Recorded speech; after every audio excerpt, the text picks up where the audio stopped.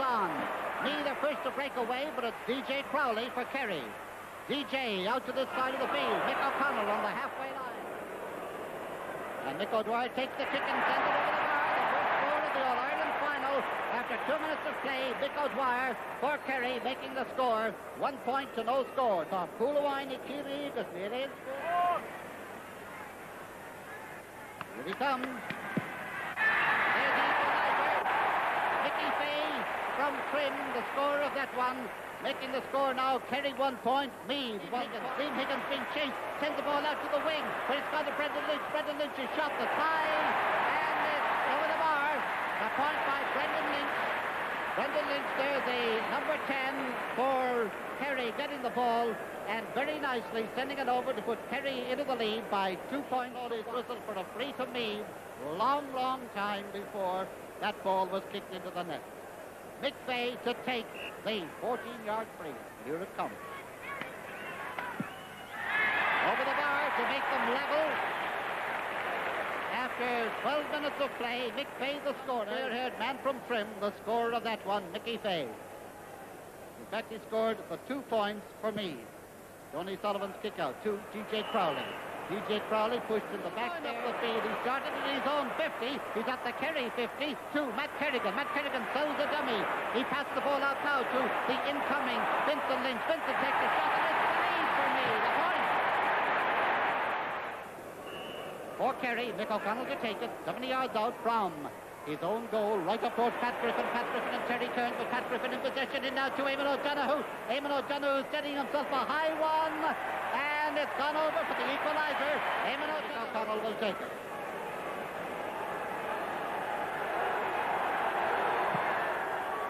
Lovely dropping ball goes into Liam Higgins. Liam fisted high and over the bar. A point for Kerry.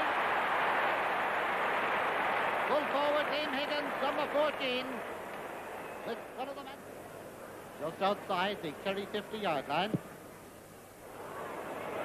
Lovely dropping ball, nicely fielded there by Donie Sullivan, and Donie limping as he kicks it over to this side of the field, and it's Mick O'Connell all alone now. Up the field to Mick, out to Matt Kerrigan, out to Tony Brennan. Tony Brennan is shot. Tony sends it over the bar, and it's the equalizer for Meath again. Mick O'Dwyer to take this one, and Mick sends it over the bar to put Kerry in front again. Mick O'Dwyer, the scorer, isn't approved. Ball cleared out by Mike Shea, goes to Vincent Foley, and back from Meath again. Vincent Foley's kick goes up to Joe Murphy, the full forward. Joe gets inside, takes a shot. It goes off Donie. Donie Sullivan back now to Mick Fay. Mick Fay over his head, and it is the point. And Brendan Lynch is going to take this free from the 21-yard line, and here it comes. It's over the bar, a point. Point form, that can be an expensive thing to do. Can this one be the equalizer? It is over the bar.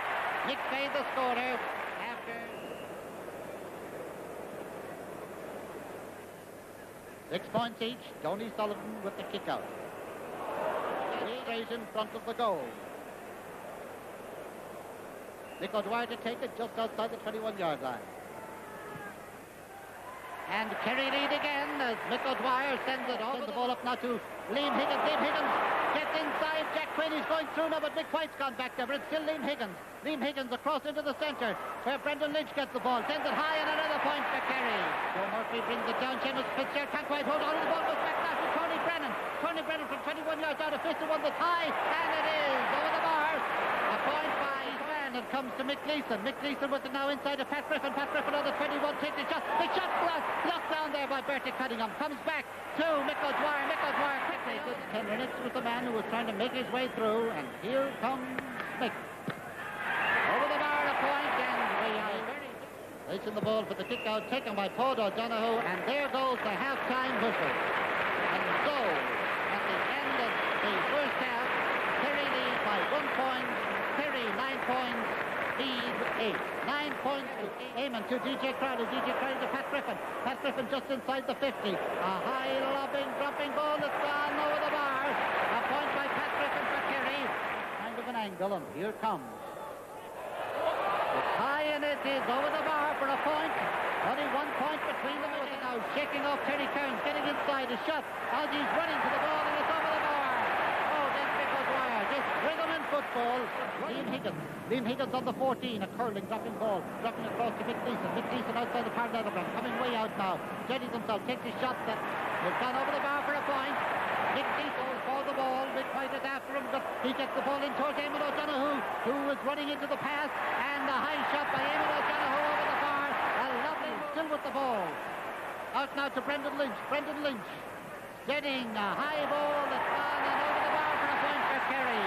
Kerry in gear now. Rita Mead on the 21-yard line, 5 yards into the sideline under the shadow of the Hogan stand up on the left, and Mick Bay takes. Nice ball, a high one, a lovely point. Come on, try to tap it over. It's a long, long way to go. Only 15 minutes gone in the second half. Here he comes. And he sends it over the bar to Mick Gleeson. Mick Gleeson on the 21 across into the centre to Pat Griffin. Pat Griffin right in front of the goal. A high one, and it is over the bar for a point. Active man on the Kerry team getting the ball high, dropping in towards the goal. Now John McCormack comes down to it. Gleeson goal! It's a goal! Mick Gleeson the scorer. Mick Gleeson the scorer. Mick Gleeson, number is there. David Murphy takes this one down by Ken Rennick. Ken Rennick on the 21. He shot the tie and over the bar. This team, it's not and that was it. Mick O'Dwyer left half forward. Eamon O'Donoghue come on the left, and Mick O'Connell, a lovely point. A lovely point from about 40 yards out, and that makes the score now 1 goal and 17 points for Kerry. 12 points on the left wing here. Seamus Murphy after him, still Mick Bay. Mick Bay trying to get inside, trying to sell dummies all around the place. Has effected a sale, takes his shot, and well, the umpire signals that it's a point. Mick Bay looks kind of happy. I know from where I am that ball went wide, but with the kick. Quincy taps over the bar for a point to make it 117 to 14. Remember that there are just 26 minutes gone as Mick Bay sends this one over the bar to reduce the lead again. 1 goal and 17 points to 15 points. At this stage. Tony Brennan with the kick. Tony Brennan's kick is high, it's good, it's over the bar for a point. It's a signal that it is not a penalty. The free is taken by Tony Brennan, and Tony sends it over to make the score now.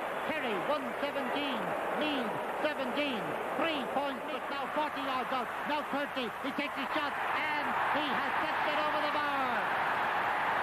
Mick O'Connell, who is really coming today, about 5 minutes left in the game, as Terry sends a high ball down towards the goal. Mick Bay racing on for it. Back there is Ken Reddick. Ken Reddick with the ball now, steadying himself. He takes his shot, and it's over the bar for a point. DJ going through with it now. A typical DJ run. He's on the 14-yard line. He takes his shot, and that's it. A great goal by Ding Joe Crowley. Where Brendan Lynch gets it. Brendan now dollying his way through. A left-footed drive that's over the bar, and another point.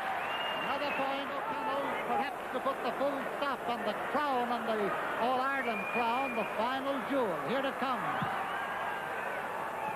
To Liam Higgins, the jewel wasn't crowned, the crown wasn't jeweled, but Kerry are All-Ireland champions as Liam Higgins brings down that ball, and the referee blows his final whistle. And Kerry with the score 2 goals and 19 points to Meath 18 points, the worthy All-Ireland champions. And may I very quickly, not unique, and certainly not unique with Kerry, is Donie O'Sullivan, who went off injured early in the game, but is still the captain, and he's coming over to take the cup, the Sam Maguire Cup. And Donie just coming now at the foot of the stairs. The Meath men, many of whom played absolutely brilliant football.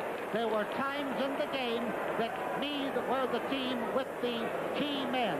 And I will say, without fear of contradiction, that if DJ Crowley hadn't crashed home that goal quite close to the end of the game, that game was wide open at that stage.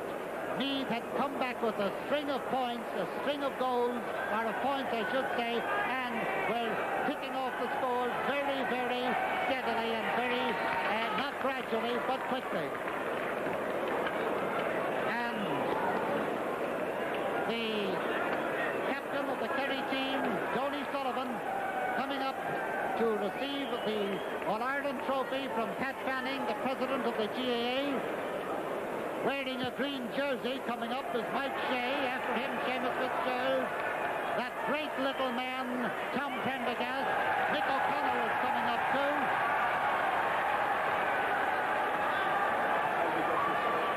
Paul O'Dwyer, Mick O'Connell, Brendan Lynch, DJ Crowley, Johnny Cullity, John O'Keefe.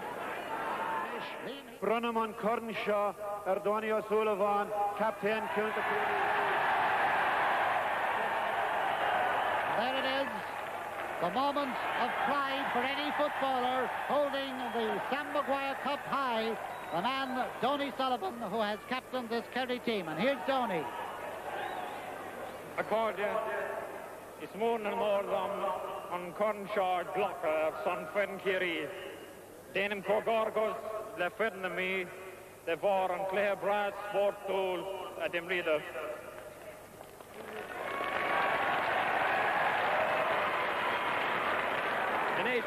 Three Gora Volta, you go Fern de me.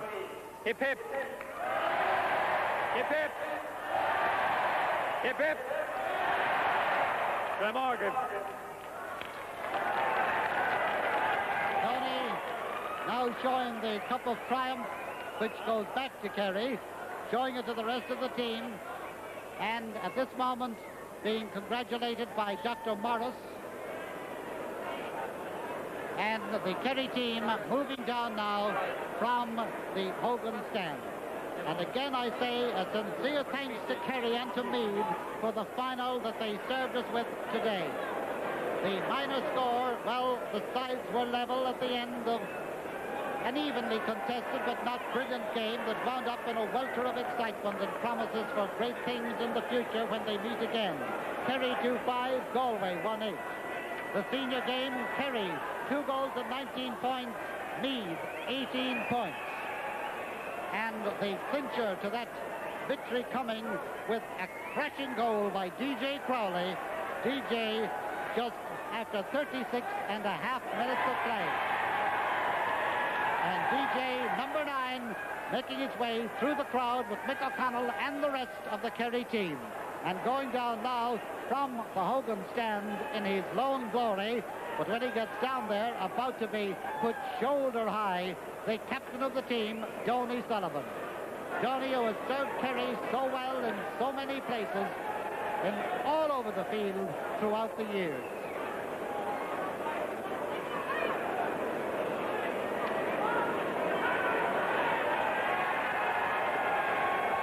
Donie making his way through the laneway that has been made by the Gordy Síochána for him. But once he gets out of that, he's going to be in trouble, because they lift him way up high, because there can be nothing more dearing to a Kerry man than to see a Kerry man with the Sam Maguire Cup heading back for Kerry. And that's just what Donie is doing at the moment. Well, a card there. The score answer on Céad Cléir Manor, Kiri Garcool agus Cuicolini and Gallup Cool agus Occolini. The Príomh Cléir Kiri Garcool agus Nécolini Diag, Gundanami Occolini Diag. The town, it climbs the mountain and looks out on the sea, and sleeping time or waking, 'tis there I'd want to be, to roam around those friendly streets, the place my life began, with the boys aboard the Sharada, who hunted for the run. With cudgels stout, we roamed about to hunt out with Rollin. We searched for birds in every forest, from Letter to Donie. We jumped for joy beneath the sky. Life held no print nor plan, for we boys in Barnashard who hunted for the run. And when the hills were bleeding and the rifles were aflame. To the rebel homes in Kerry, the Saxon strangers came, but the boys who braved the young seas and beat the black and tans were the boys aboard na Sharada who hunted for the run.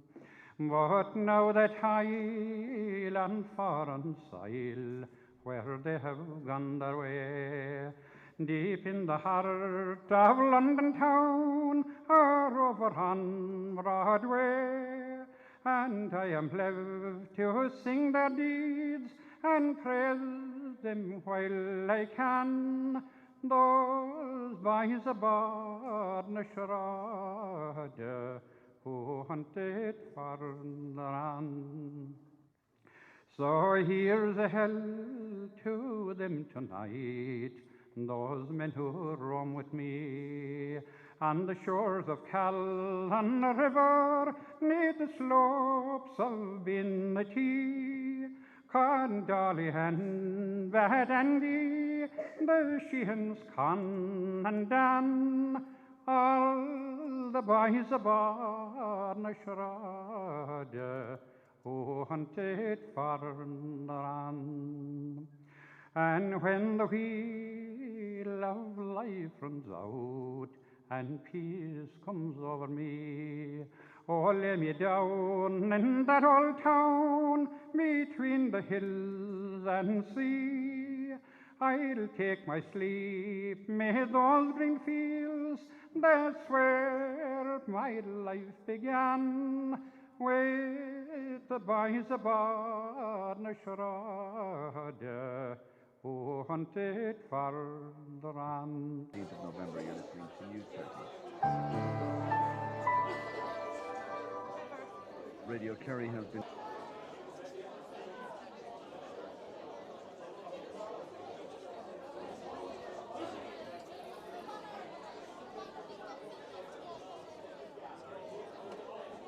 John Lumby, Onagree, Kilorglan and England.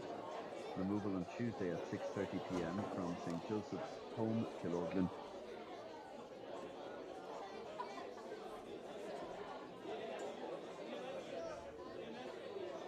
Folks, we'll be introducing our guests as we go along. Listen to me, I want to say welcome to everybody to the Spa Club House, and it is a great honour and a privilege for Radio Kerry and Terrace Talk to be here. It is a fabulous place. We'll be talking about it as the night goes on. We hope you enjoy it, because we'll be introducing our guests as we say. No better man could we have tonight anyway than Donie Sullivan, I tell you that. You can hold your applause for a while. But I just want to let you know what's going to happen. We'll be going on there in a couple of minutes. We'll be on live for 2 hours, and we'll be going over and back. And our big problem will be, of course, we'll be cut for time, as we usually are on Terrace Talk, and anything can happen. But what about it? If it does, we don't care. But if anybody wants to be taking photographs or anything, there'll be a lot of personalities here tonight. They're here already, captains and great footballers and everything. Don't be a bit afraid to come up with your cameras while the program is on, and you can snap away, because we don't mind that you won't be disturbing anybody. And another thing is, when we're coming back after the breaks, when I say we'll come back, to be no harm to give a good round of applause, and if anyone want to give a few skewhoos or anything, they can do it. We'll have a bit of song, a bit of music, and we'll have plenty of talk. And in actual fact, it's a tribute to Donie Sullivan that we're doing tonight in what is an absolutely fabulous clubhouse. So I hope you enjoy the night, and as I say, don't be afraid to, if you want to send up a request, write it down on a bit of paper here, and we'll get it out live over there. That's Trevor Gallivan there. Trevor's the sound man, and he's one of the soundest men we have, actually. He's a great sound man, yeah. He's a great sound. And Eileen Moynihan is around there. Eileen she's the producer. And all the Spa lads have done tremendous work, and we'll be introducing them as we go along. But that's the setup for tonight anyway. And of course, we'll be introducing our guests as we go along. So enjoy the night anyway, and there's a bit of history being made. And if you want to do take photographs or anything, as I say, away with you. Thank you.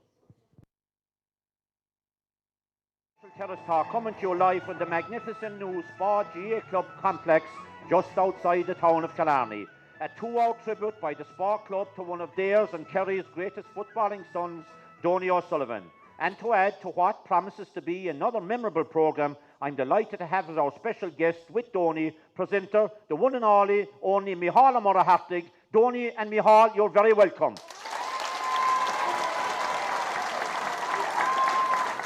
Woo!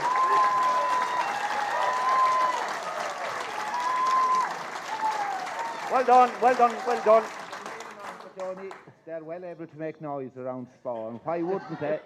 I haven't been in as nice a clubhouse in a long time. It's a credit to Spa and to Kerry. It's fabulous, Michal, and listen to me, thanks for coming. It was great to have you here. And the listeners can join in tonight, they can join in the programme by just phoning with your tributes to, and I've been getting emails all the week about the programme, 087 22 36 754. I'll call that out again, 087 22 36 754 if you want to send in your comments. So get in your messages straight away. A host of people to talk to about Donie's great career, and we'll have music, song and crack, and I have no doubt we're going to have an absolutely fabulous time. Donie Sullivan, fabulous clubhouse here now from the day you started out here. Well, it's not too long ago when we just had a cabin over there in the corner. It seems only about it last week. But just before we begin, may I just say two little points. One, when John Kelly contacted me about 6 weeks ago about this, he stressed it was the club affair, not anything personal. And I would like to think it's the club's night, and what I'm doing here is incidental. And the second point I would make is that when one hears of tributes like this, one would begin to think intimations of mortality.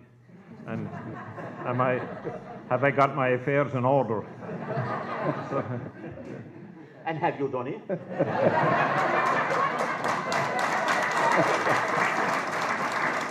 I know when I met you and Jimmy Bryan there a couple of weeks ago, you were having a cup of coffee and I was having a look.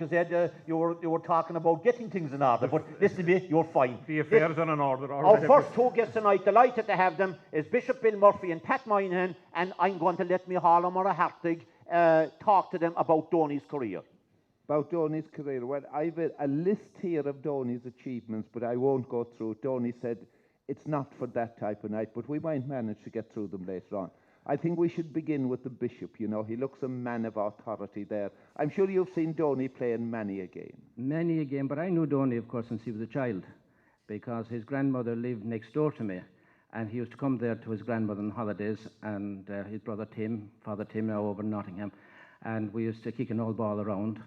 And I had no idea at that time that he would become the star footballer he did. And I don't think his grandmother did either, because I remember one day telling Donie that he was lazy. And anybody who saw him on the football pitch knew he was not lazy. Tell me, had he the long kick that time? He was a very small fella at that time. And I remember well, I suppose, I was a couple of years ahead of him, and we were in St. Brendan's. And the first years came in, the day boys used to play the borders. And Donie was playing in that small little pitch in front of the college.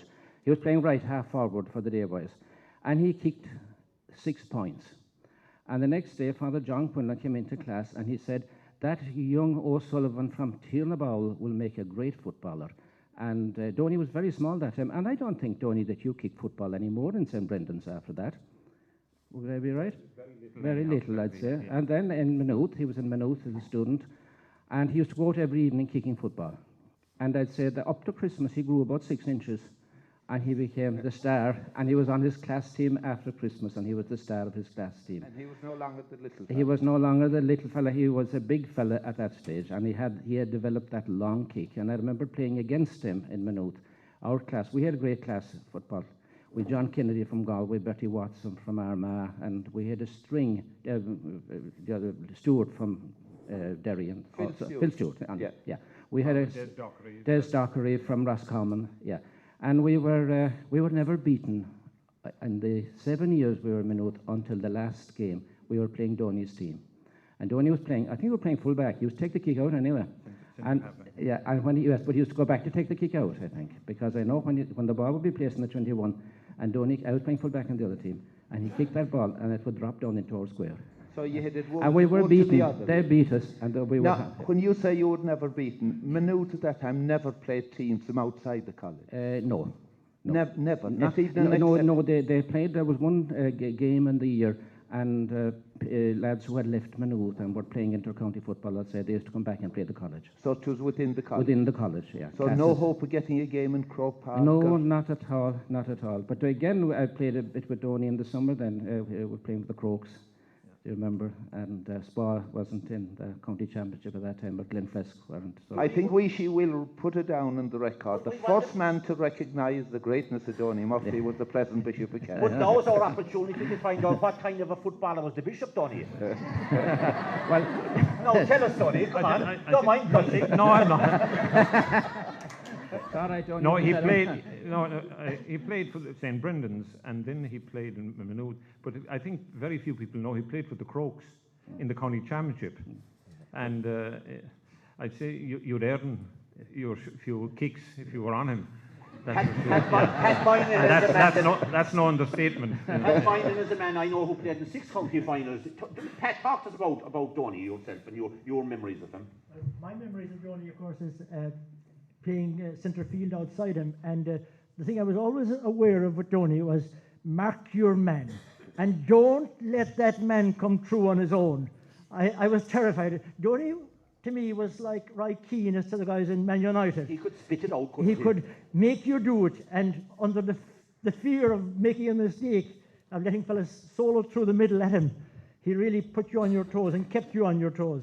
And I remember clearly in Croke Park in the All-Ireland Club final, which we were winning very well, and there was about a minute to go, and he still was on to me, mark that so-and-so man out there, don't let him come through. So I have great memories, but he was a great motivator. That was the thing. He kept everyone, the whole team around him, focused on the game. You never let the game get away from you when Donie was there. Did he have that gift when he came to Brendan, of telling the people on the team? Well, when he was in St. Brendan's, he didn't play very much football. In St. Brendan's College. I don't No, think I didn't. No, I wasn't good enough, to be quite frank about it. I wasn't good enough to get on the team. Well, you played a wood match that first year. Yeah, well, that was the first year, yeah. And interestingly enough, Father John Quinlan came to me after the first game in Croke Park. We played, I think it was 1962. He was, I suppose, home on vacation that time from the United States. And he quoted himself what he had said that day to you. Yeah. And Donie, how did you develop so much after? When you couldn't get on the same team, how did your football develop after that? Why did it develop? I think it was probably, as Bishop Murphy says there, it was Maynooth and free time, and this is what we did. We played football. You had a tough regime of discipline, study, and prayer, and all the rest, and the rest was free. So if you got a kick, pardon the pun, out of playing football, you just took it up and played, and if you enjoyed it, better. And there was the class teams there. Where there was great rivalry and great games. And just to mention very good football. Oh, very good football. It's a pity they weren't playing in the Sigerson. Right, But mention the past students there was that I would like to say the man who died recently, Jack Mahan. Jack Mahan. He was, I think, the main organiser of that. That's right. And we were so fortunate that he did it. And Donie, we're going to break shortly when you have the opportunity now. 30 years ago this year, 40 years ago, we won the first county championship 65. And Pat Moynihan left us down. Do you remember he went away and played with UCC the day of the final? Now is your chance to get at him. No, do you remember that? Unfortunately, and it wasn't Pat's fault, I think they invoked the college rule. Because Pat, as you know well, Wishy, was the most loyal East Kerry man. But he gave another man a chance, didn't Donie? Who stepped in instead of him? Man, Joe Crowley. Right, DJ came in. Yeah, well, he'd probably been playing anyhow, but he had a star game that day, and he never looked back after that. Yeah. Donie, Bernie Reardon was on here. Unfortunately, he can't be with you. He said you have travelled extensively together, both playing in the US and supporting local teams in Ireland. One incident in particular comes to my mind. He says, when I look back on our travel times, and that was when we played in Rio, Nevada. It was the first time the Irish flag was raised in that state. He says, I was playing a cornerback and made a run from the back line to the forward line when Donie made one of his usual smart comments, and this is what's getting back to what you said, Pat. He said, do you want a taxi to come back, he says. Needless to say, my reply is not forfeiting to your listeners' ears. Donie is a great and wonderful friend who supported me in good and bad times throughout the years. We have had lots of laughter, good fun, and very interesting times. Perhaps I should be the one to write his biography, biography. One thing I would say on that is that the reader would not be bored, and I certainly would agree with that myself. Donie, of course, has great support and love from his wife, Anya, and his children, and in particular during his ill health last year. I'm delighted to say that he is recovering well, and we have lots more teams to support going forward. I will end with Donie. Thank you for being such a great and loyal friend, and I'm extremely sorry I cannot be with you on the night to celebrate this wonderful night of achievement in your well-deserved honour. That's warm regards from Bernie Reardon.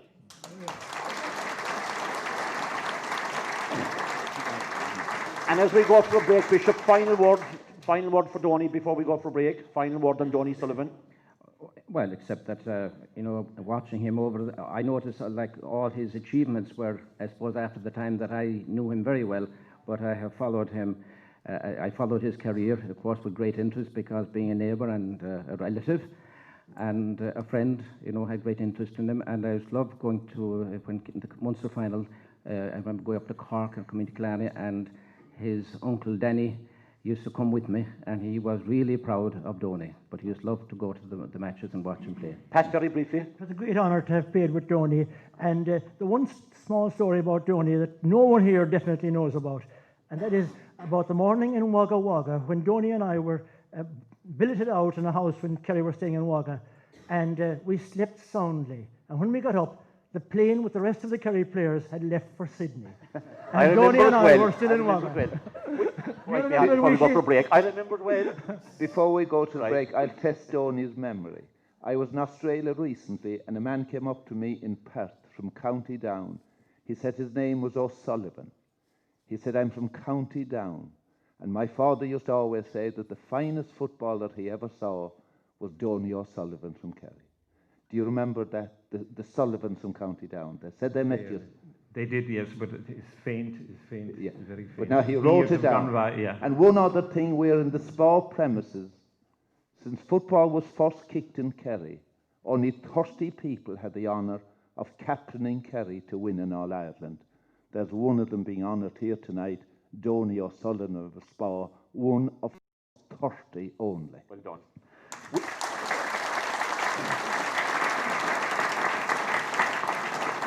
We're going for a short break. 087 22 36 754. Bishop Bill Murphy and Pat Mine. It was great having you, Bishop. Thanks for taking time out to come out. We're going for a short break. Stay with us and tell us talk. You're on the field with Terrace Talk, thanks to the all-new Quills Lansdowne Arms Hotel, Kenmare. What's the plan when you get home from work today? Feet up in front of the telly, play with the kids, get stuck into that DIY job in the kitchen. Tragically, about 60 people each year never EVS with no legal fees. And like all EVS members, enjoy the lowest standard variable home loan rate in Ireland at just 3.3% APR. For further information, why not contact me, Tom Stewart, or my colleague Aidan Daly at EVS. Here's to life's simple pleasures and can resolve extraordinary issues, like who is the best striker of all time. Here's to those times that transform our lives and shape our memories. And here's to the place where we... Thanks to the all-new Quills Lansdowne Arms Hotel, Kenmare. And you're very welcome back to Terrace Talk, coming from the magnificent new Spa Clubhouse. And a night where we're paying tribute to Donie Sullivan, one of Kerry's greats, and I'm delighted, of course, to have Micheál Mora Hartig, the Irish gem, with me tonight as presenting the programme. Best wishes to Donie O'Sullivan and the Spa Club from Patsy Mine in Florida and Lissaviggeen, and from Jimmy Burke, New Jersey and Tralee. Best wishes from Mick Moynihan in New York. And best wishes to you, Donie. Sorry I can't be with you this evening, Dr. Brendan Lynch. Congratulations, Donie. Thanks for all the happy sporting days and good memories. Best wishes, Tim Regan and family. 087 22 36 754 or 064 25032. Now we're joined by more guests. Tom Long, Eamon Fitzgerald, and Dennis Fenton, who was the great secretary of the East Kerry board way back in the Hallicon days of Donie, when East Kerry were on top. Donie, you wanted to say something there? I just would comment what Micheál said there, which is very nice, about 1 of 30. But I'd just like to add also that a captain is only representing the club. And when I'm looking down there, and I just see 3 people down there, Mick Gleeson, James Gleeson, and Connie Doolan. And Spa had to win the East Kerry Championship. And so I was there just by, maybe it was age was honourable, but it was representing the club and representing East Kerry. So it was, I just paid tribute to the people, the players, because they made it. That's well done, Donie. Well said. Yeah. Unit 15. You mentioned waiting now that we've Tom Long and Dennis Fenton and Eamon Fitzgerald. Tom, the first time you remember playing with Donie, was it with Kerry or? It was actually at club level here with the Croaks, a club that Donie gave sterling service to and won a few East Kerry medals before the rebirth of Spa. Mind you, he proved a little bit thankless after and went off and dethroned the Croaks and one of the main driving forces behind Spa to be on top of the file for the coming 10 years. Won 3 cups with the Croaks, you're right, and won 7 with Spa. That's right. Now, his long kick-outs, now you often played at centre forward, would that bypass midfield and reach you? Some of the younger people might know how far Donie was able to kick a football. Well, being inside in the square, I got it into my lap pretty often.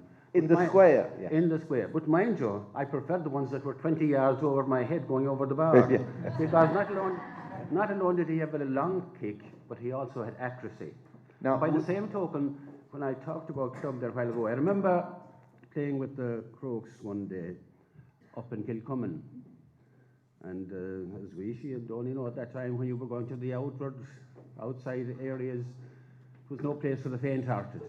But Donie had a tremendous game this day anyhow. And I distinctly remember after the game, one of the grand old gents of football up there, Eugene Moriarty of Lawler's Cross, came right into the field. Donie wasn't as well known then as he was afterwards. He came right into the field, and I remember distinctly complimenting him on his game, and above all on his kicking. That was the best he had ever seen. And he was an old, a former selector with Kerry, same Eugene. But I distinctly remember that a good many years ago. Yeah, Donie, did somebody give you coaching on kicking, or was it something you developed yourself? No, not coaching. I'd say it was completely hit and miss. And, you know, as those things came right, and we're hearing a lot about good kicking here. There was a lot of bad kicking as well, and a lot of poor kick out. So, you know, but I suppose, as they say, what is the saying going? The syndrome. The older I get, the better I was. And of course, Michal, the football we have up here in front of us tonight, that's the old pigskin football. The last one that was ever used in an All-Ireland final, 1969. And Donie will tell you, Donie drove that around Croke Park, McCorcan kicked it over the bar. And when that got heavy, of course, it was difficult. It was. How do you find the change from the pigskin, Donie, to the new football the following year, 1970? No, I think they had this one in 70 also. The pigskin. Was it? Yeah. How did you find the difference? But I think there was about 20 yards. Was there? Yeah. The other ball was true, and it was, you know, as was consistent as well. It was easy to be consistent with it. Yes. Because if, as you say, if they got a shower of rain and it skidded along the top of the ground, you'd be searching for it and so forth. Dennis Finton, Dennis was secretary of the East Kerry board for many years. Of course, the club mate of Donie's. Dennis, you're welcome. Thanks for the wish. That was back around 68 to 74, and I suppose the impact East Kerry had and winning the county championship and then going on to win the All-Ireland club, the impact it had on the clubs in the East Kerry area, I think, was significant. And Donie's contribution with the long kick, and I remember, if I remember correctly, was it the Clare champions we beat above in the park? Did you kick a point from a sideline ball in front of the St. Finnans? I think I recall that. It was very significant, and it was the impact it had on football locally, because you know you had to compete and fight for a place on the East Kerry team at that stage, and all clubs wanted to be represented. Dennis, he had a big impact on football, really. He as an individual and as a footballer, really left an impact on football generally, around this area in particular, anyway. Absolutely, and I suppose the enthusiasm he showed and the professionalism he showed at the time, you know, rubbed off on the other lads, and they came to training and they put in the effort, and it was the same with the East Kerry team. And of course, Eamon Fitzgerald played with him behind. And you played behind him, Eamon. The tradition was that the goalkeeper placed the ball. It was almost his duty to place the ball for the fullback who took the kick out. Did you place the ball for Donie? Well, I did, because if I didn't place it properly, I heard all about it. The one thing I can remember about the kick out, it was the nearest thing to a supersonic jet taking off. He had an absolutely outstanding kick out. And I probably remember more to my own detriment when he played for Spa, because certainly I played with Donie in 65 when Crokes won, but both 69 onwards and all through the 70s, Spa dominated East Kerry football at the expense of Crokes. And the one memory I have of that time would be Donie Sullivan kicking out the ball, caught in the middle of the field by either Pat Casey or Paddy Mahoney, one more kick into Mick Gleeson. And once Mick Gleeson got it, it was just a case of what colour flag would go up. Yeah.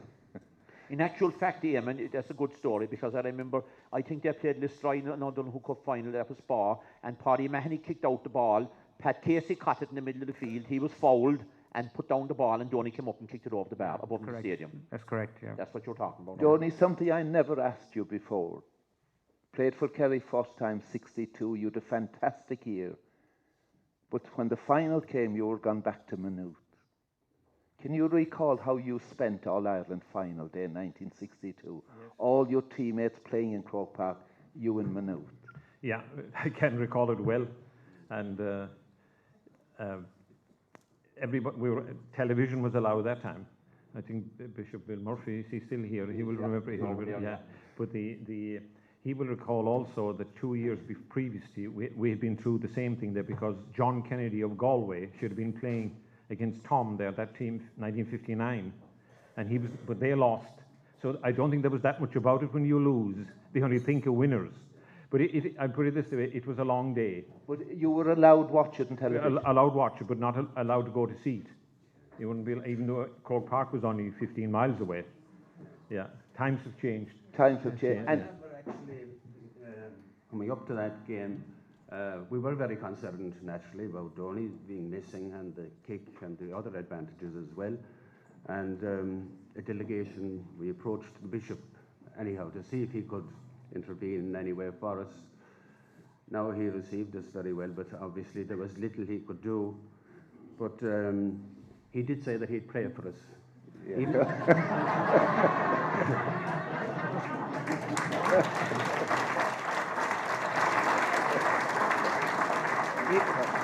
Yeah.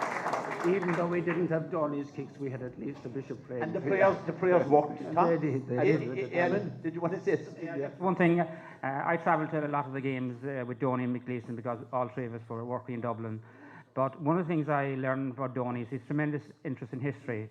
So and he was a teacher of history, of course. So when it came to putting the Dr. Crokes centenary book together, I asked Donie to do a chapter on that. And he took the chapter 1915 to 1929, a time of very difficult times in Ireland, and he wrote a fantastic piece on it. And I know that Donie has a deep interest in history, not alone national history, but Irish history as well. And he was the first person that told me the effect of the GA in those years, typically around the 20s, and later on the Civil War, where people could put aside their difficulties or their differences during the week and play for Kerry or their club in between. And I know Jojo Barrett made the exact same point in his book, which he published there recently. Michal, you were asking about the goal he placed the ball. I played behind Donie for about 7 or 8 or 9 years with East Kerry, and I placed the ball for him for about 8 or 9 years. He'd always kick it out. And the one thing I learned about it anyway, never let you take a kick out. I couldn't kick it from here to the chair off the ground. I was hopeless. But you were good at placing it, were you? But I tell you this, the one thing I tell you, Michal, the one thing I learned anyway, the one thing I learned when you play, he had a habit at times of spotting a fella loose, and he'd come up and take a quick kick. And I learned to my detriment, make sure that you have your hands off the ball very fast. Because one day I was placed, put it down there quick, he says, and I was putting it down, looking up, and next thing he came up and he took ball, hands and all. And I said, you know, for the next 7 years I never slipped up again. Dennis, were you responsible for divisional teams being banned from participating in the All-Ireland Club Championship? I was actually at the Congress when that happened. They turned on you. And, pardon? They turned on you. They did, and strangely enough, that year at the Congress, it wasn't the strong counties that voted against it, you know. It was counties that were unlikely to have a club team in the final stages of either the provincial or an All-Ireland Championship. But for some reason, they felt that it was unreasonable that divisional teams would play, despite the fact that colleges teams subsequently played in the championships and would be the equivalent almost of inter-county teams. At Thomond College. Yeah, that's right, yeah. UCD won, yeah. Well, we're going for another break. I see my good friend Mick Cassan down there. He played in a Donie Cup final with Donie, and I see the great Dennis P. O'Sullivan from Kilgarvan and Murto O'Shea after travelling the whole way to be here tonight. Eileen Moynihan is on sound, and when Eileen is producing the show, and when Eileen says to go for a break, I tell you, we better go for a break. Listen, Tom and Dennis and Eamon, thanks for joining us, lads. Thanks for joining us. It was great to have you here. We're going for a short break. 087 22 36 754 or 064 250 30. Stay with us on Terrace Talk. We'll be back in a couple of minutes. You're on the field with Terrace Talk, thanks to the all-new Quills Lansdowne Arms Hotel, Kenzie Intermediary. There's the ordinary world, where targets, strategic objectives and profit forecasts are somebody else. For expert financial guidance on this world, visit your nearest branch or aib.ie/business. We're the people that more business owners choose to be with. We know the territory. Put our knowledge to the test. Strawberries and cream. Adams and Renner. Love and marriage. Adams and Renner. Rashers and sausages. Adams and... On Saturday the 26th of November, be caller number 2 now to 18 90 66 97 97 to win. Sometimes on holiday, one simple wrong turn and you could find yourself in a not so nice part of town. Not as friendly and simply not where you want to be. The same can happen on the internet. So, free for 2 months with Aircom Broadband, you now get security features that protect your children from unsuitable websites and protect you from junk mail and viruses. Get Aircom Broadband plus all these extra... Radio Bingo. On your voice in the kingdom, Radio Kerry. It's Monday, November 14th, and it's time for us to play Rehab Radio Bingo on Radio Kerry. There was no winner of Friday's daily prize of €200. That means today we're playing for a daily prize of €400. It's week 9, and today we're playing on the green page of your book. Best of luck. Here comes today's numbers. 31, 16, 46, 69, 90, 37, 25, 70. You're on the field with Terrace Talk, thanks to the all-new Quills Lansdowne Arms Hotel, Kenmare. And you're very welcome back to Terrace Talk, coming from the magnificent new Spa Clubhouse here in Killarney. Tribute to Donie O'Sullivan. Micheál Mara Hartwig is presenting the show with me tonight. Best wishes to Donie. Also, congratulations to South Kerry. That's Johnny Keating Filemore. We were not forgetting. Congratulations to South Kerry on their tremendous win, even though they beat our local team, the Crokes. But well done to South Kerry, they're 2nd-0, and well done to Maurice Fitzgerald, who has been selected as the man of the match. Well done to South Kerry.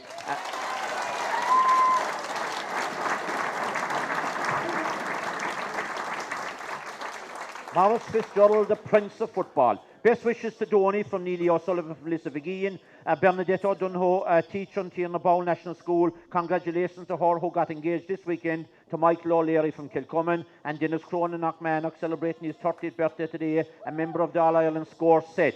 And also an email, lovely, an email from America originally. This is from Colin Burke, originally from St. Brendan's Park at Tralee. I look forward to your programme every Monday night with you, and especially tomorrow night from the Spa Club, as Cát O'Sullivan Darcy is my Gaelic football mentor and great friend whom I visit in my trips to Ireland. I came to America in 1961, up the kingdom, and we love your programme here in America. Now, so we're going for a bit of music, because when you're looking for good music, you go to Jimmy O'Brien's pub in College Street, Killarney. He likes to call it a J pub. And his daughter, Siobhan O'Brien Ray, is now going to entertain us. Former All-Ireland Score champion. Siobhan, what are you going to sing? I'm going to sing Cashlani Nail. Do you want to dedicate it to anyone? I'll dedicate it to Donie. Well done.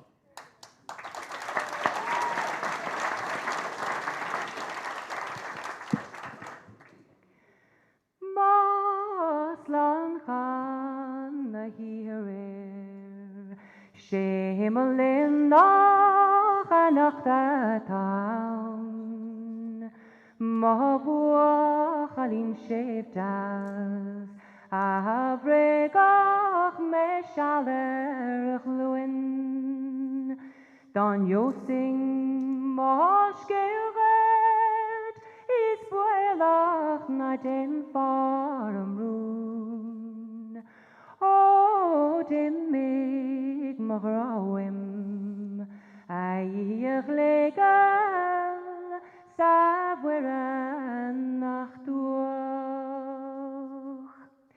Da yali shehendam gomret bam malana verdus. Da yal nishnation gam yachenti sider menis tu.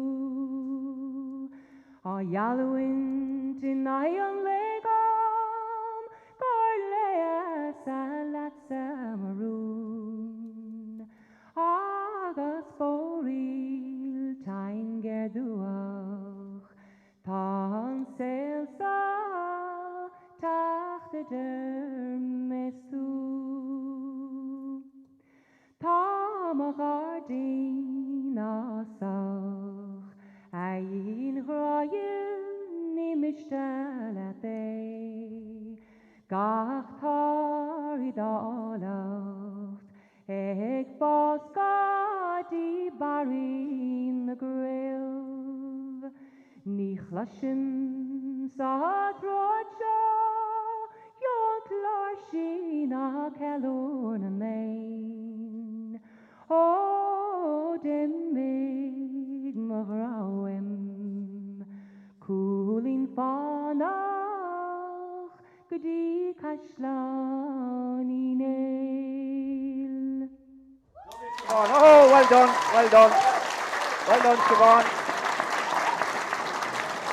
No wonder Siobhan has an All-Ireland medal won in the score, and you said Jimmy might be along later. Has Jimmy All-Ireland medals, Rishi? He'll tell you he has. If you met him over Sunday night inside in the bar, you'll think he's about 100 All-Ireland medals. Yeah. Anyway, who have we next, Now, Mihal? well, before we tell you who we've next, we had a request that we'd give out the achievements of Donie O'Sullivan as a footballer, even though he doesn't want it mentioned. The listeners have overruled you, Donie. Beginning with the club scene.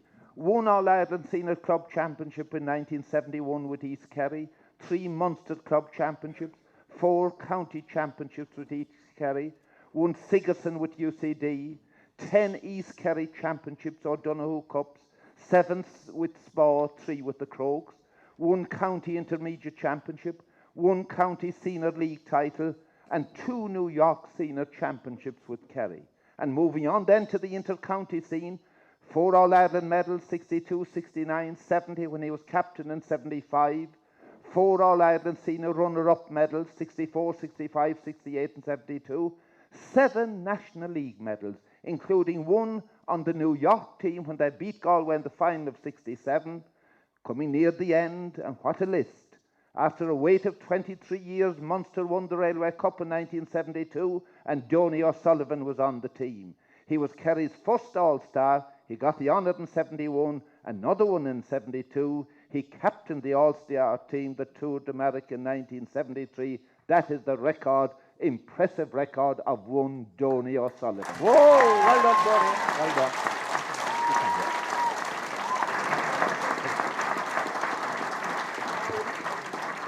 We now move on to the guests we have. Yes, Rishi? Donie wants to talk now himself for a minute. He wants to reply to that list you called out there, Mihal. Yeah.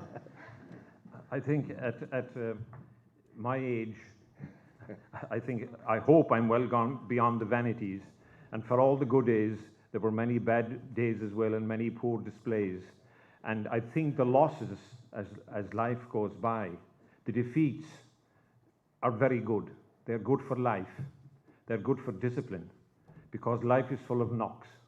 And that's what I found anyhow. And when things go wrong, you'll think of the bad days in football and so forth and said, I think they were better for me than the great days. Yeah, thanks very much, Donie. And Donie was a great man to come back after a knock.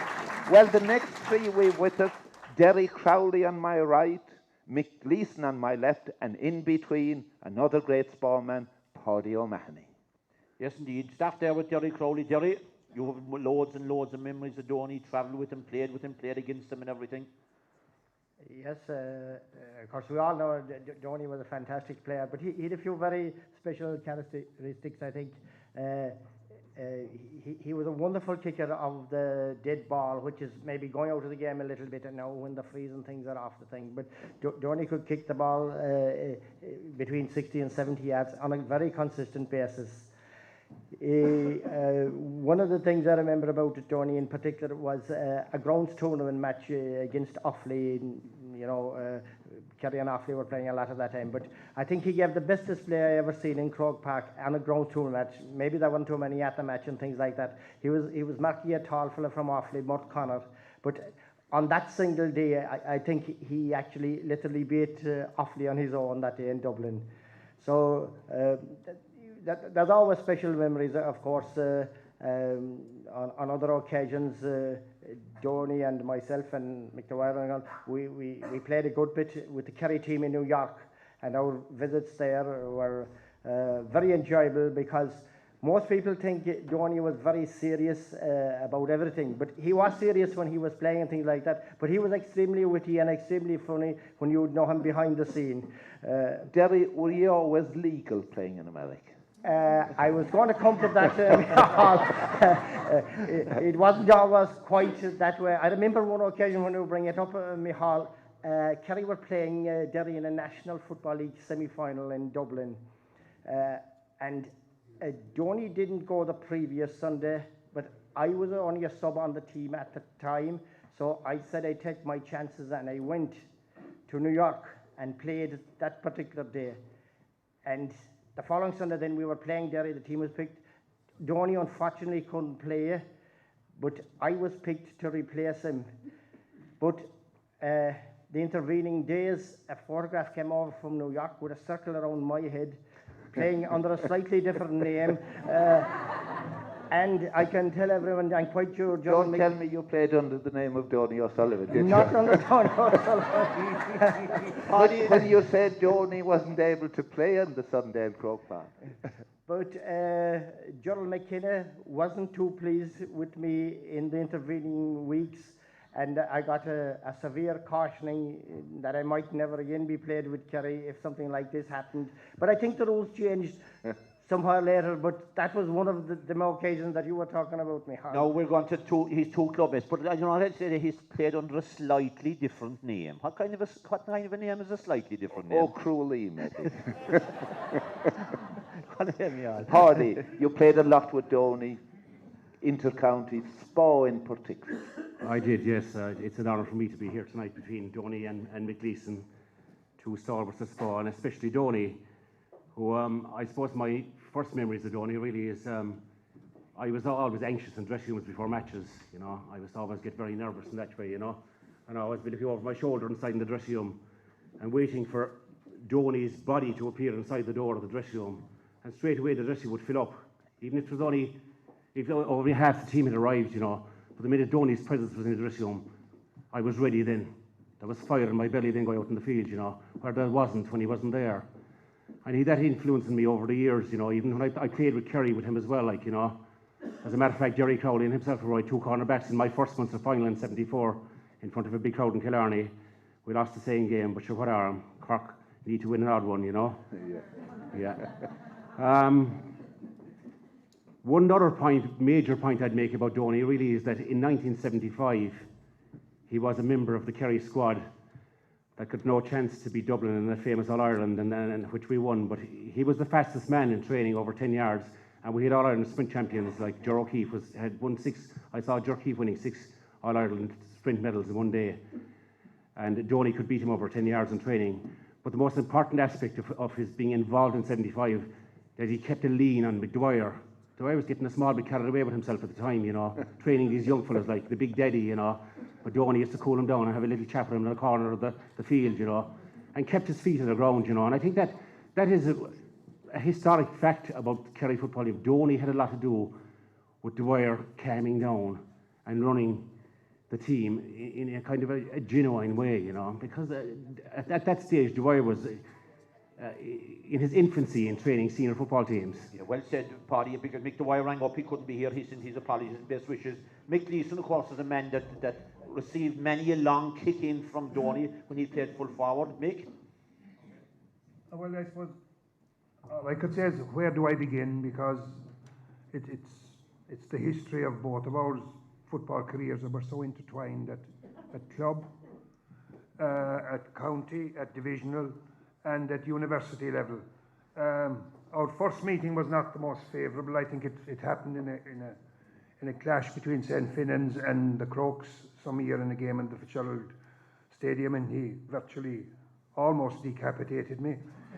So I presume things had to improve thereafter. It was an accident, of course. Well, yes, of course it was. I think, particularly where we're sited here tonight in the new spa set up, the spa club ceased to exist in the early 50s because of unemployment and because of the hemorrhage of emigration. But some people always dreamed of resurrecting that club, and it became a reality in 1966, and that reinvigorated and reunited a community.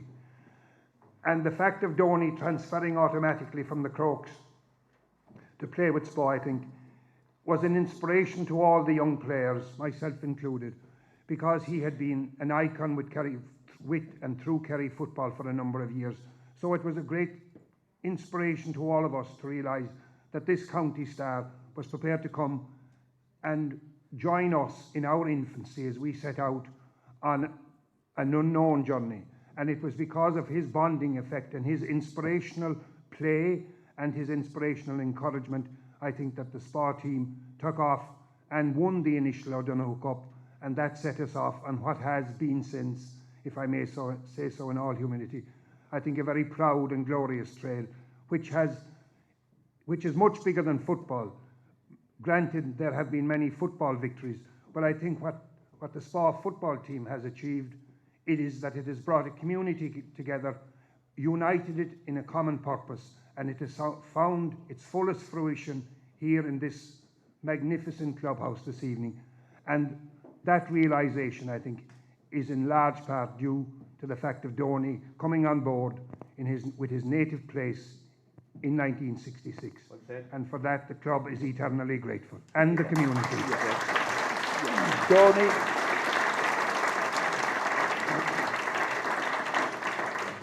had you to be tempted away from a successful scene with the Crokes and so on, to come to join something that might not have been a success?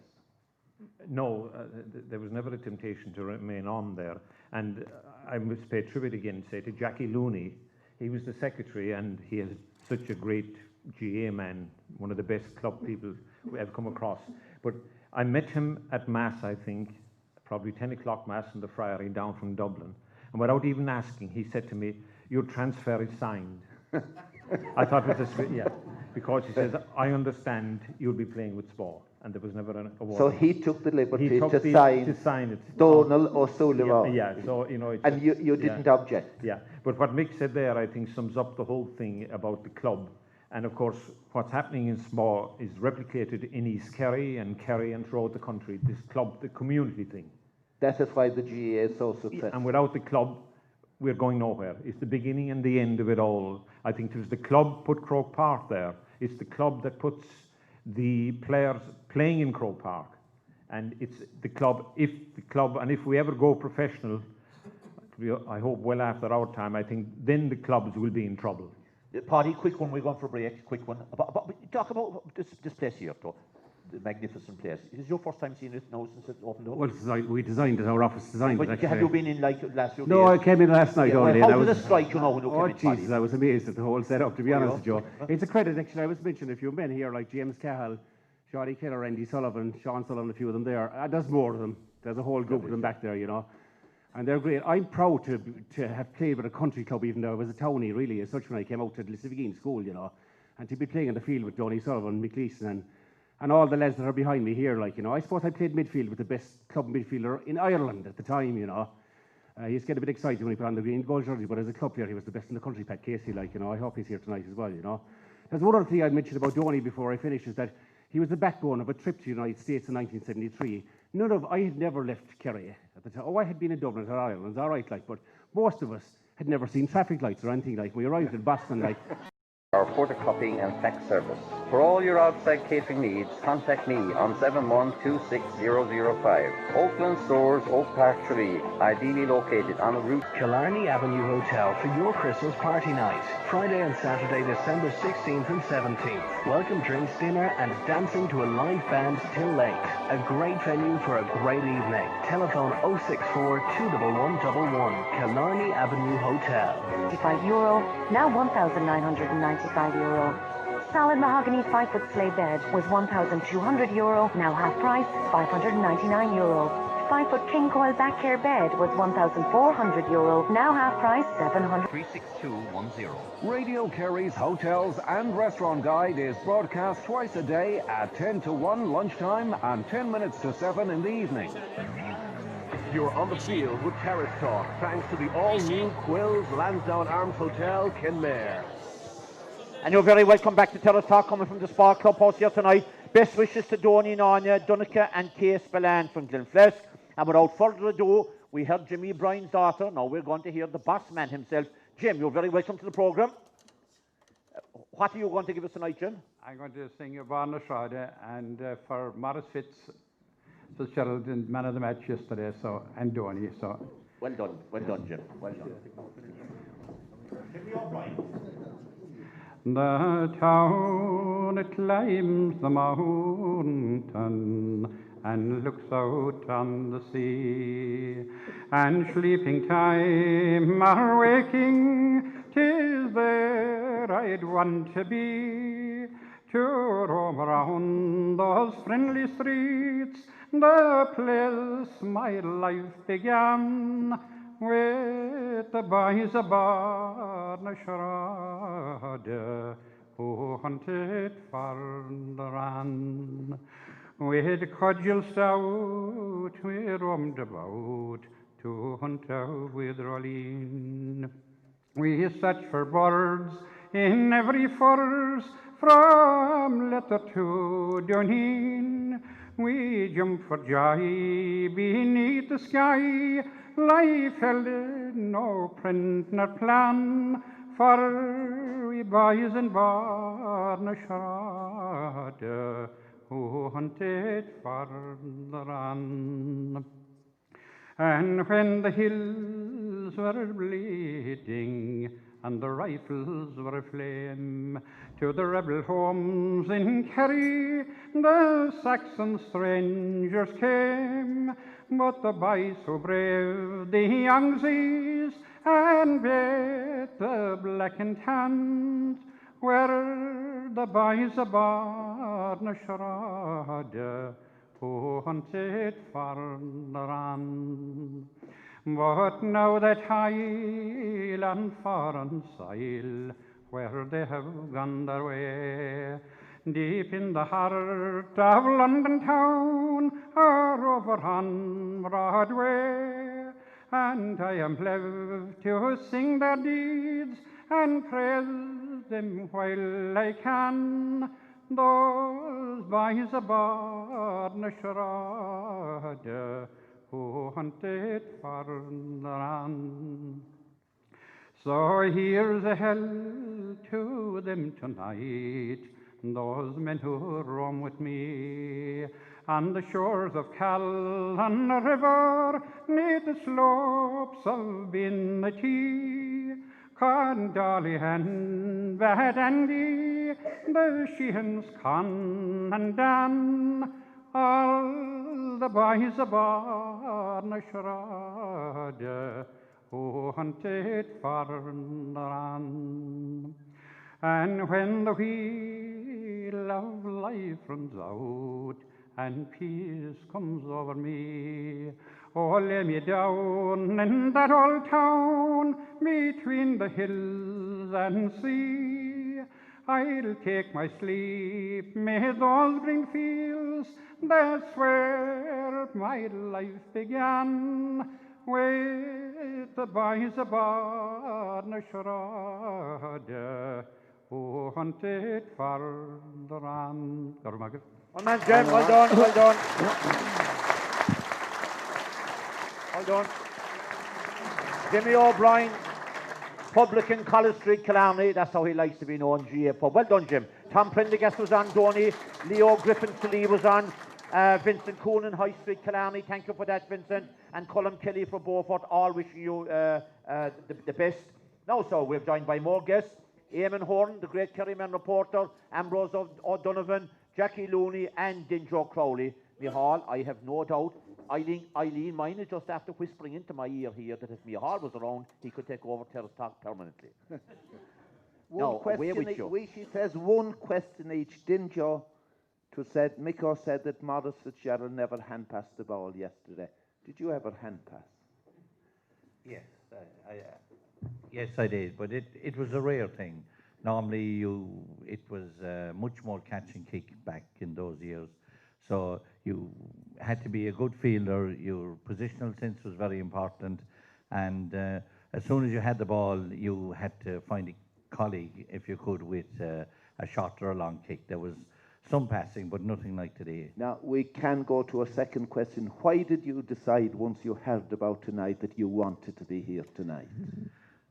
Well, when I was playing, Donie had been in the team for many years before I joined the team. And my first game was in '66, but we were in the All-Ireland 1968, where Down beat us. And then we won the next two All-Irelands. But long before that, I had come across Donie, obviously, playing within East Kerry. And I see Donie won 10 O'Donoghue Cups. I never won an O'Donoghue Cup. I played nearly as much football as Donie, but we were always in the shadow of, particularly Spa in my time, and Crokes and Legion and so on. They won a Donoghue Cup in '63 before I joined Rathmore, and they won one after I left as well. So all engagements had to be cancelled to be here tonight. Definitely. Donie was a very serious player, very serious about the job he was doing, took training extremely seriously. I think he brought everybody up to that level. Mick O'Connell was another person the same. If you weren't prepared to put it in, you weren't welcome. Jackie Looney, anything about Donie that hasn't been said already tonight now that you'd like to add? I suppose after tonight I'll be known as the man who transferred Donie O'Sullivan from Crokes to Spa, and even though I might have been outwardly smiling, I'd say I was burning inside. But at the time, Donie, we had to make a decision, and Donie showed great loyalty to his own community, as Mick Gleeson had said.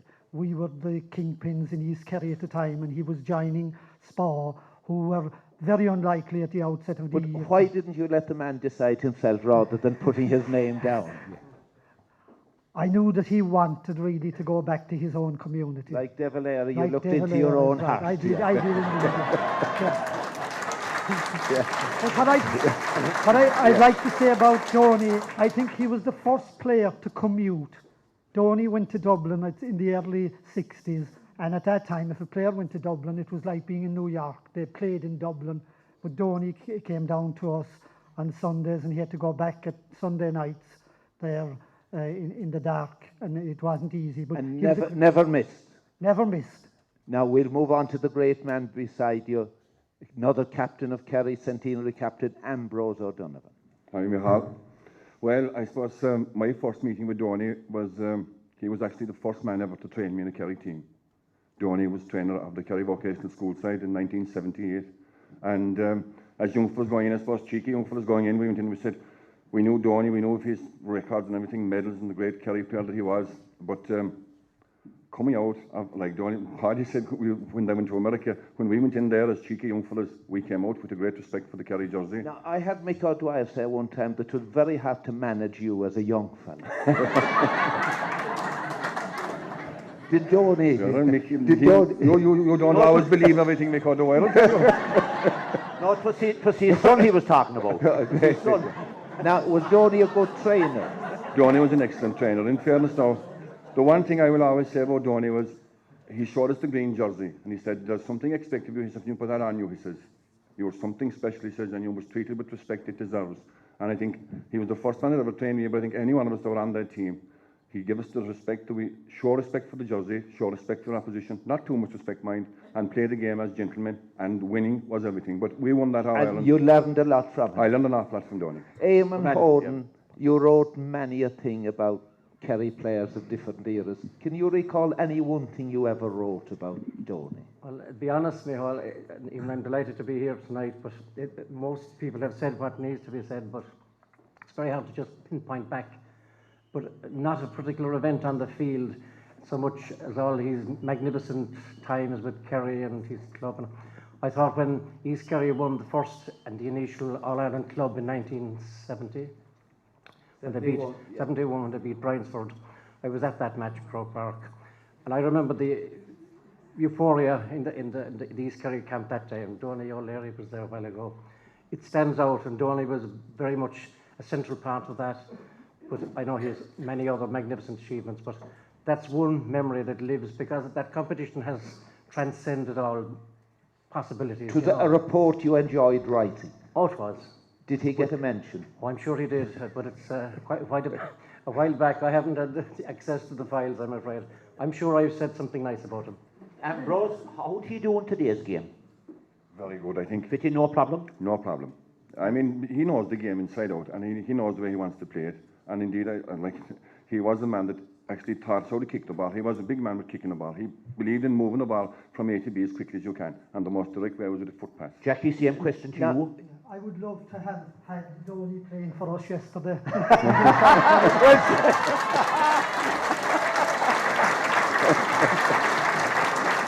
That's an honest man, Jackie Donie. Ambrose, you trained under him. Somebody has already mentioned tonight that his talents as a trainer and a selector and so on, underutilised in Kerry. Would you agree? Totally. I definitely would agree with that. Yeah, I found him a great motivator.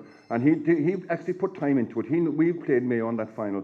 We knew more about the Mayo team than we knew about club sides here in Kerry. Donie had gone to the trouble, look at the team, look at their strengths, their weaknesses.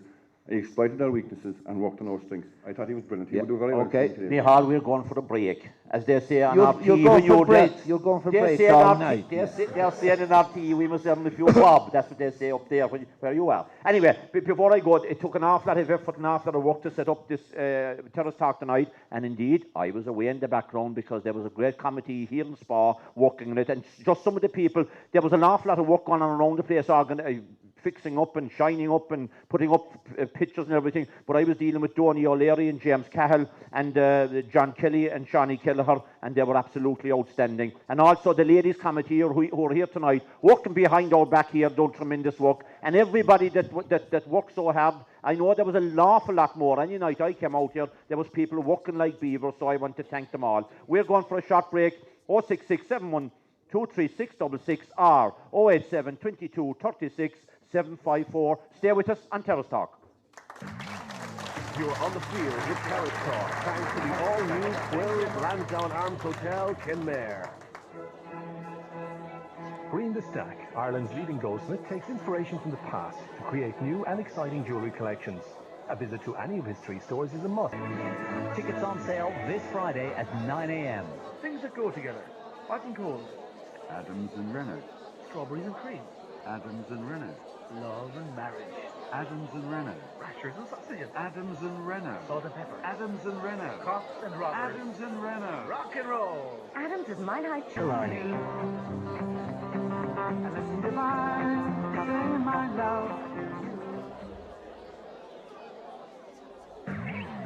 You're on the field with Terrace.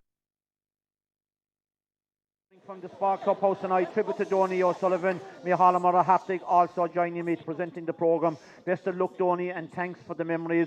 Bill O'Sullivan, Listowel. Donie was Kerry's first All-Star. He was indeed. I think Micheál mentioned that earlier on. That was back, Micheál, in 1971, Kerry's very first All-Star. And he captained the All-Stars, of course.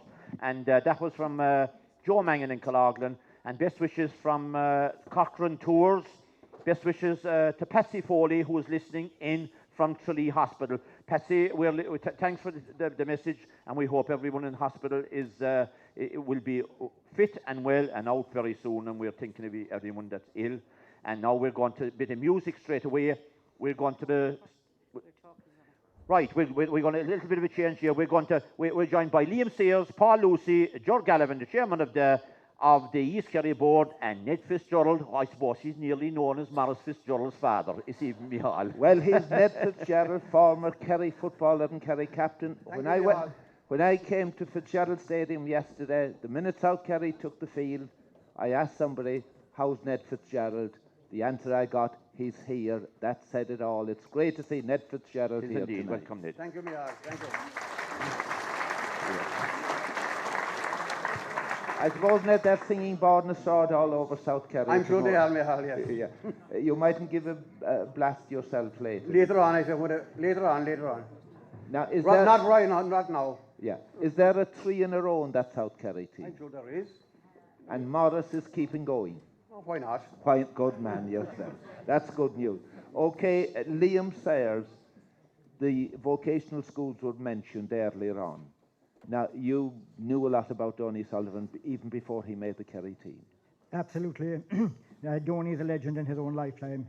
And I suppose when I became chairman of Board and Og, I saw how valuable Donie was, and I brought him in as PRO that time.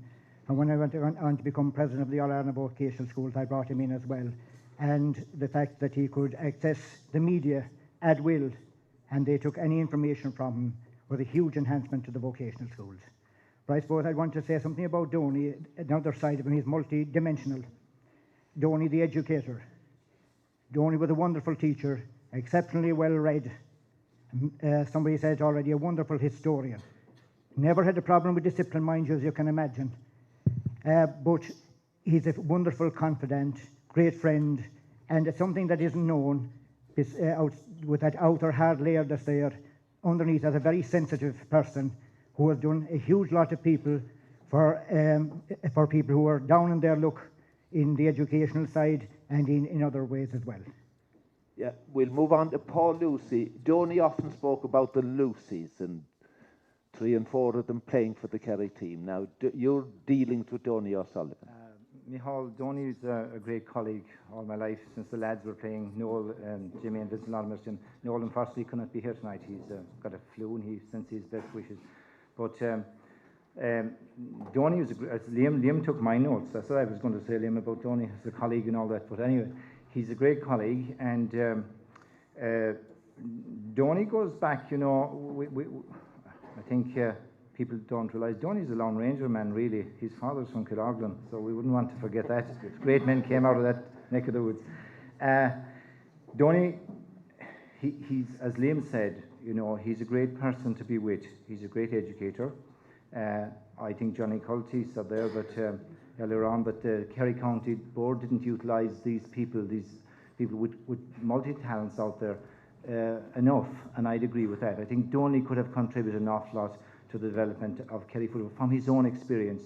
I think Mick O'Connell also related to that, and I'd agree with that. There are a lot of people out there with talent who could be drafted in a backup role to the county. Their experience is invaluable, and it's lost. It's lost, and I think that's a shame. Donie wouldn't go around and looking for votes to train the Kerry team, I know that, but he could train teams, and he proved it. As Liam said, he won All-Ireland vocational schools, no problem to him. East Kerry, he was a great player there, and with his list of medals, we'd be here all night if we have to list out the rest of them. But a great colleague, great friend, and you know, he has the true GA ethos at heart. He's a great nationalist. He's kept in touch with it. I know just one more point that when Donie was teaching history back in the years gone by, that one of the students one day who was not interested, I'm sure, in GAA opened the history book, and there, lo and behold, was the photograph of the teacher standing in front of him. Who was it but Donie O'Sullivan with the Sam Maguire? And he said, I think I know him. Look at this. Yeah.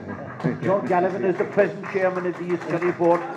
George, growing up in Spa, like you'd hear the lads talking more about Donie than he'd go back a bit. How was he perceived in Spa when you were young growing up? Because Donie was an idol always in Spa, and I was back in Fussell, I suppose, at that stage, but I mean, Donie Sullivan was just an idol to all of us, and I suppose a lot of us were inside in fields at the time, trying to kick the ball as long as Donie could, but we were failing miserably. But you know, as President Chairman of the Board, I'd just like to thank Donie for his fantastic service to his career, late 60s, early 70s. A wonderful character. And if he is going to make a comeback, I'll tell you, Jackie Looney is not going to get him in here. He'll come back to his career. So, Donie, many thanks for everything. Neil, finally, what would your favourite memory of Donie be? Well, no, I must be the odd man out here, really, Wishy, because I didn't play with him or against him. But I had one thing in common with him. We were both seriously ill for about a year or so. But when I got ill first, one of the first people to come to my home was Donie to make inquiries. And for that, Donie, I thank you and I wish you well. If one is to take the book by the cover, you'll see to be doing well. And I'm glad and delighted with that. And we're both doing well, Donie, which is great. Now, tonight there's a lot of talk about captains. I think I was one of those back in '57, and nobody has ever achieved my record. I led Kerry to defeat against Waterford. And it was never achieved before or since. And not only that, but it was my man, Tom Cunningham, that went up and scored the winning point. But I was never heard or seen of after that. Yeah, Ned Fitzgerald is an honest man. We're going straight to a bit of music. The Spa Ballad Group.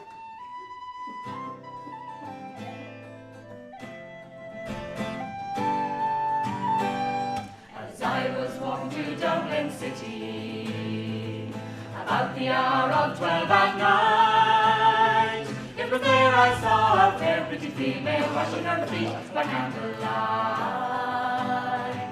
First she washed them, then she dried them over a fire of amber coals. And in all my life I never did see a maid so neat about the soles. Sing whack for the two-rye-u-rye-a-tee, whack for the two-rye-u-rye-a.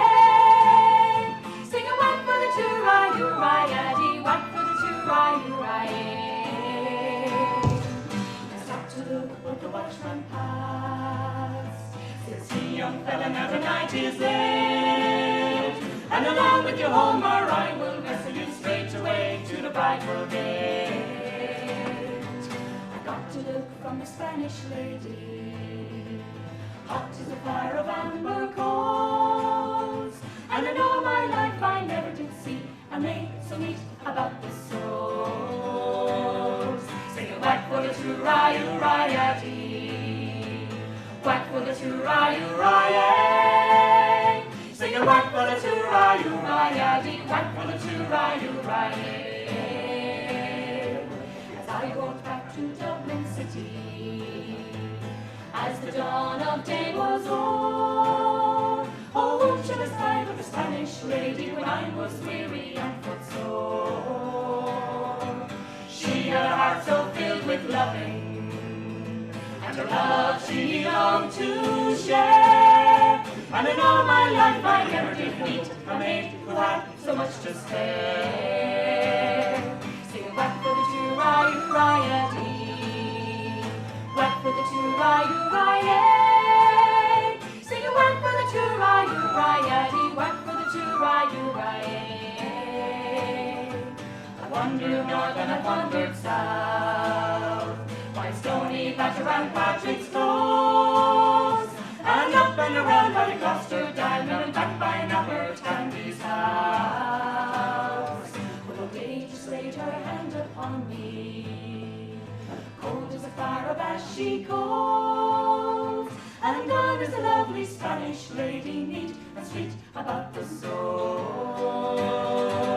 Round and around goes the wheel of fortune, where it rests now wearies me.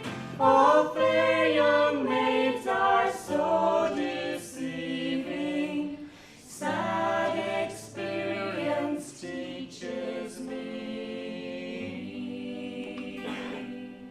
Sing a whack for the two-rye-u-rye-a-dee, whack for the two-rye-u-rye-a. Sing a whack for the two-rye-u-rye-a-dee, whack for the two-rye-u-rye-a.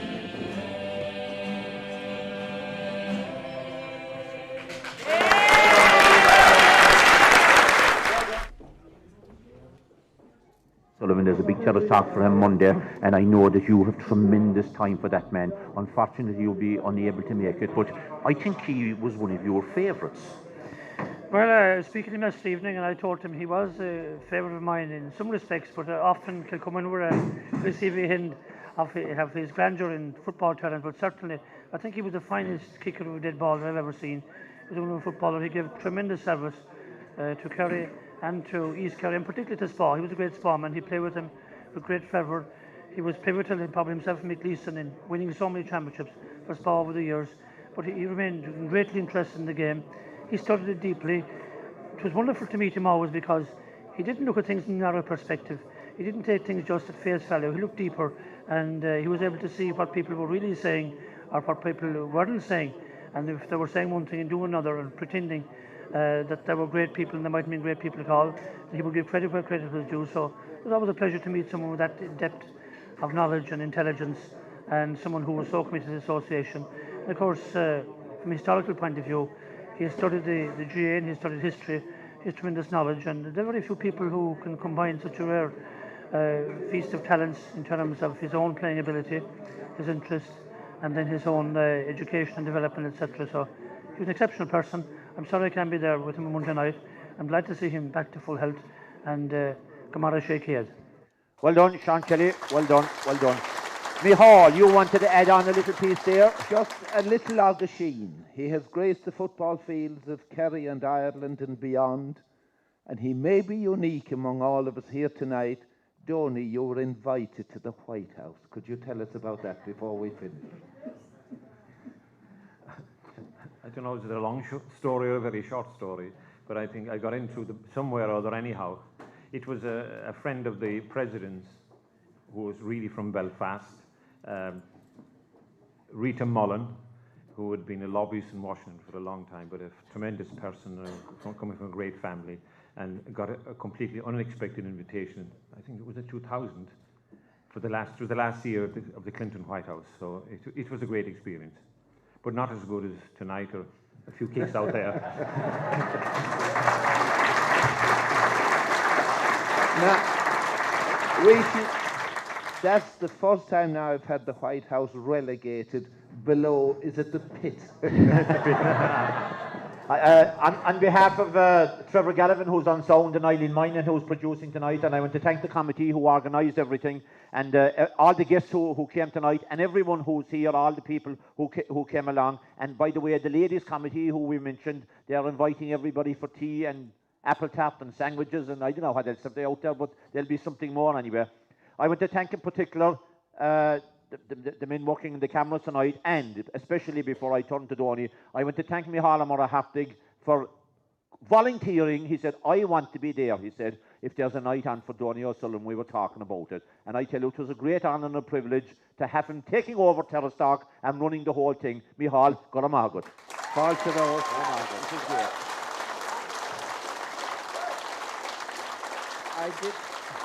I did manage to get 20% of the talking time off a week. Well, that's not bad. And finally, I think to be only fair and right, the last word for Donie O'Sullivan. Thank you, everybody, I suppose, and it's good to be around. And we were talking to Ned here for a moment, thinking about it, was it Eamon Horn as well, we say how short life is. It only seems a few weeks ago when we were playing out there. But again, thank the sport club. It makes me so proud. You know, I'm not involved in this now, but the work that has gone into it and the development and the community work and all the rest.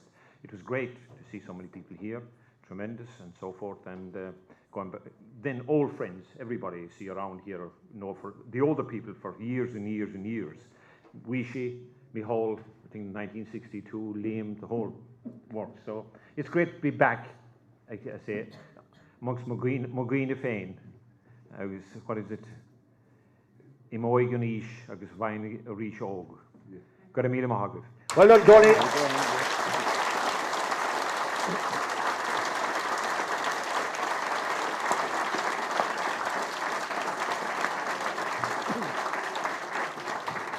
And our producer, Eileen Minan, wants to thank in particular James Cahill. So I think we're just gone off here now, so everybody, I say the ladies are waiting. Thanks to everybody. Got 'em all good.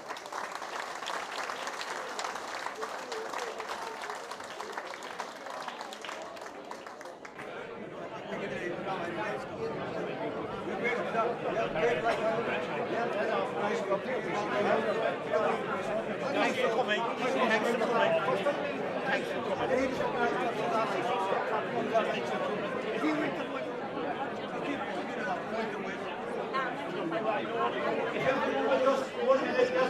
Few presentations to be made to Donie. Donie, there's a few. If everyone would just stay where you are, one tick. There's a few presentations though. I think the Sport Club are making a presentation. Okay. First of all, Donie, Sport Club want to make a presentation to you. Sport, right. Okay. The Sport Club are making a presentation to Donie.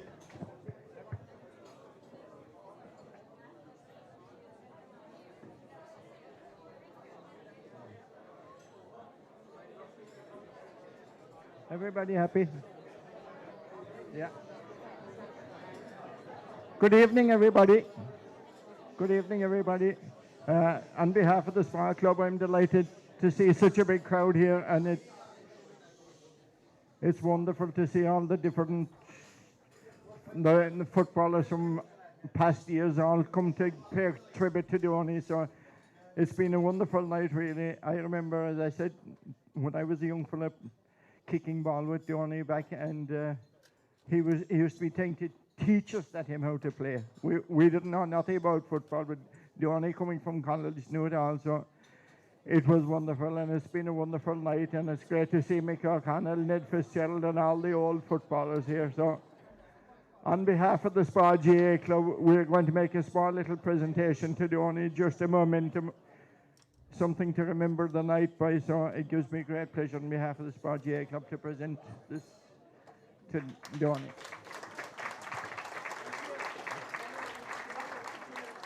On behalf of Radio Kerry and Terrace Talk, I want to make a little presentation to Donie. It's the beehive around Slayhead and Kerry. Just a little memento for the night that he can hang in his on his room. There you are, Donie, from Terrace Talk and Radio Kerry. There you are.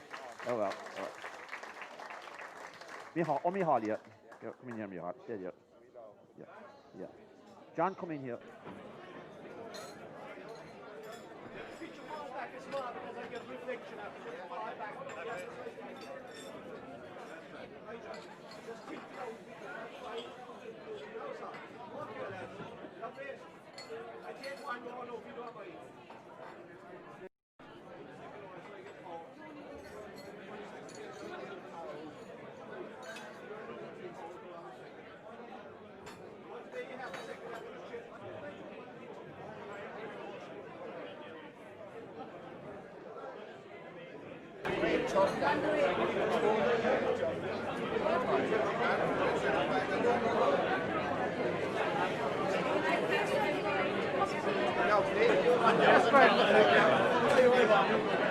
How do you put the chair behind you? Okay.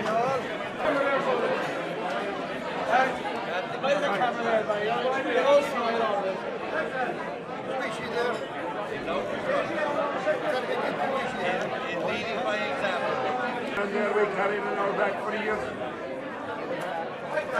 We carry it.